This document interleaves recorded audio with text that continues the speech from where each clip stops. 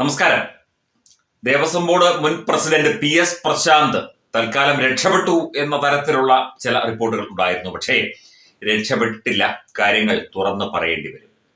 കഴിഞ്ഞ ബോർഡിന്റെ തുടർച്ചയായിട്ട് ഇദ്ദേഹം ചുമതലയേൽക്കുമ്പോൾ ഉണ്ടായിരുന്ന സംഭവ വികാസങ്ങളെക്കുറിച്ചും അതുപോലെ തന്നെ ഈ സ്വർണമാണ് എന്ന് ഒരു റെക്കോർഡിലും എഴുതാത്തതിനെ കുറിച്ചും ഒക്കെ തന്നെ കൃത്യമായി പ്രശാന്തിനോട് ചോദിച്ചറിയും.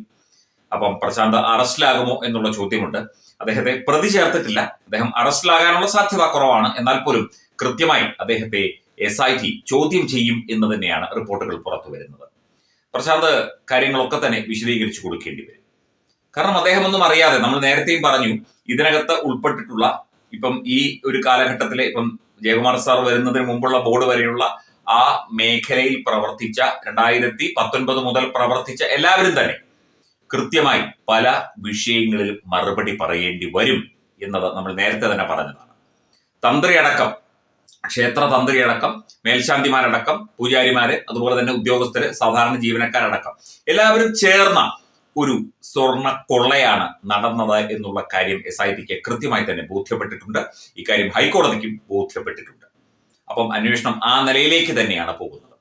പിന്നെ ശബരിമല സ്വർണ്ണക്കൊള്ള ഈ ഒരു തെരഞ്ഞെടുപ്പിൽ ഒരു പ്രശ്നവും ഉണ്ടാക്കിയില്ല, ഒരു തരത്തിലും ബുദ്ധിമുട്ടുണ്ടാക്കിയില്ല, CPMന് തിരിച്ചടി ആയില്ല എന്നൊക്കെ ഗോവിന്ദൻ മാഷിന് വേണമെങ്കിൽ ആലങ്കാരികമായി പറയാം. പക്ഷേ ഇതൊരു വലിയ വിഷയം തന്നെയാണ്.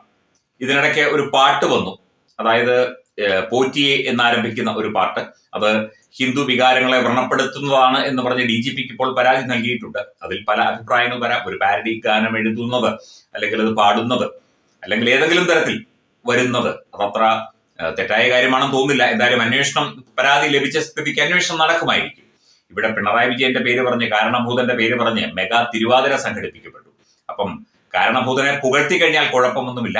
ഏതെങ്കിലും തരത്തിൽ ഇത്തരത്തിൽ സ്വർണം കട്ടു എന്ന് പറഞ്ഞ് വല്ലതും പാട്ട് എഴുതി കഴിഞ്ഞാൽ അത് വലിയ പ്രയാസമാണ് ചിലർക്കൊക്കെ തന്നെ. എന്തായാലും ഈ വിഷയത്തിൽ ഹിന്ദു സംഘടനകൾ ആലോചിച്ച് ഒരു തീരുമാനമെടുക്കും, അല്ലെങ്കിൽ അവർ ഒരു അഭിപ്രായം പറയും എന്നാണ് മനസ്സിലാകുന്നത്. നമുക്ക് PS പ്രശാന്തിലേക്ക് തന്നെ വരാം. ഇദ്ദേഹം കോൺഗ്രസിൽ നിന്ന് രാജിവെച്ച് CPMലെത്തിയ ഒരു വ്യക്തിയാണ്. അദ്ദേഹത്തിന് സ്ഥാനമാനങ്ങളൊക്കെ ഈ ദേവസ്വം ബോർഡ് പ്രസിഡന്റ് സ്ഥാനമൊക്കെ നൽകി ആദരിക്കുകയായിരുന്നു CPM ചെയ്തത്. അതൊക്കെ തന്നെ ഇത്തരം സ്വർണ്ണക്കൊള്ളകൾക്ക് കൂട്ടുനിൽക്കുന്നതിന് വേണ്ടിയാണോ, അല്ലെങ്കിൽ നേരത്തെ സ്വർണ്ണക്കൊള്ള നടത്തിക്കൊണ്ടിരുന്ന ആളുകൾക്ക് സപ്പോർട്ട് കൊടുക്കുന്നതിന് വേണ്ടിയാണോ? കാരണം പുതിയൊരാൾ വരുമ്പോൾ അയാൾ ഈ പഴയ കാര്യങ്ങളെ കുറിച്ചൊക്കെ അന്വേഷണം നടത്തുകയോ അല്ലെങ്കിൽ അതിനെക്കുറിച്ച് അത് തടയിടുകയോ ഒക്കെ ചെയ്യാനുള്ള സാധ്യതയുണ്ട്. അപ്പം സ്വർണ്ണക്കൊള്ളയും മറ്റു കാര്യങ്ങളൊന്നും അറിയാതിരിക്കുന്നതിന് വേണ്ടിയാണോ PS പ്രശാന്തിനെ ദേവസ്വം ബോർഡ് പ്രസിഡന്റാക്കി മാറ്റിയത് എന്നുള്ള ചോദ്യം ചില ഓൺലൈൻ മാധ്യമങ്ങളൊക്കെ ചോദിക്കുന്നത് കേട്ടു, സമൂഹ മാധ്യമങ്ങളിലും ഒക്കെ പോസ്റ്റ് കണ്ടു. എന്തായാലും പ്രശാന്തിനെ വിശദമായി ചോദ്യം ചെയ്യും എന്ന് തന്നെയാണ് മനസ്സിലാകുന്നത്. അദ്ദേഹത്തിൽ നിന്ന് വിശദമായ മൊഴിയെടുക്കും. ഈ സ്വർണ്ണ പാളികൾ, കട്ടളപ്പാളികളും അതുപോലെ തന്നെ ദ്വാരപാലക ശില്പങ്ങളും, ഈ ദ്വാരപാലക ശില്പങ്ങളുടെ ഈ ഒരു വിഷയമാണ് PS പ്രശാന്തിന്റെ കാലത്താണ് ഈ ഒരു കാര്യം പുറത്തു വന്നത്. ദ്വാരപാലക ശില്പങ്ങളിലെ സ്വർണം എടുത്തുകൊണ്ടുപോയി അത് സ്വർണം അടിച്ചു മാറ്റിക്കൊണ്ടുപോയി എന്നുള്ള, അല്ലെങ്കിൽ അത് സ്വർണം ഉരുക്കി മാറ്റി അതുപോലെ മറ്റുള്ളവർക്ക് മറിച്ച് വിറ്റു തുടങ്ങിയ ആരോപണങ്ങളൊക്കെ വരുന്നത് ഇദ്ദേഹത്തിന്റെ കാലത്താണ്. അപ്പൊ എന്തായാലും ഇദ്ദേഹത്തെ ചോദ്യം ചെയ്തേ പറ്റൂ. കാര്യങ്ങളൊക്കെ സുതാര്യമാണ്. എനിക്ക് അറിയാവുന്ന കാര്യങ്ങളൊക്കെ ഞാൻ വ്യക്തമായി പറയും എന്നാണ് PS പ്രശാന്ത് പ്രതികരിക്കുന്നത്. എന്തായാലും പ്രശാന്തിനെ വെച്ചും ഒരു കളി കളിക്കാനായിട്ട് നോക്കി എന്നുള്ളതാണ്. കഴിഞ്ഞ ദിവസത്തെ വാർത്താ സമ്മേളനത്തിലും N വാസുവിനെയും അതുപോലെ തന്നെ A പത്മകുമാറിനെയും പൊതിഞ്ഞു പിടിച്ചുകൊണ്ടാണ് MP ഗോവിന്ദൻ മാഷ് സംസാരിച്ചത്. A പത്മകുമാറിനെതിരെ ഇപ്പോൾ നടപടിയൊന്നും ഇല്ല എന്നുള്ള നിലയ്ക്കാണ്. അതിന്റെ അർത്ഥം പത്മകുമാർ എന്തെങ്കിലും വിളിച്ചു പറഞ്ഞു കഴിഞ്ഞാൽ പ്രശ്നമാകും എന്നുള്ളതാണ്. ഇപ്പം ഉണ്ണികൃഷ്ണൻ പോറ്റിയുടെയും അതുപോലെ N വാസുവിന്റെയും ഒക്കെ മൊഴി കേന്ദ്രീകരിച്ചാണ് ഇപ്പോൾ ഈ PS പ്രശാന്തിനെതിരെ അദ്ദേഹത്തെ ചോദ്യം ചെയ്യാനായിട്ട് തീരുമാനിച്ചിരിക്കുന്നത് എന്നാണ് സൂചനകൾ. ആ രീതിയിൽ തന്നെ അന്വേഷണം കൃത്യമായി മുമ്പോട്ട് പോകും എന്ന് തന്നെയാണ് മനസ്സിലാകുന്നത്. ഇത് ആരാണ് ഇതിന് പിന്നിൽ പ്രവർത്തിച്ചത്, ഇതിന് നേതൃത്വം കൊടുത്തത് ആര് എന്നുള്ളതിനെ കുറിച്ച് ഇന്നും വ്യക്തമായ ഒരു ഉത്തരമില്ല.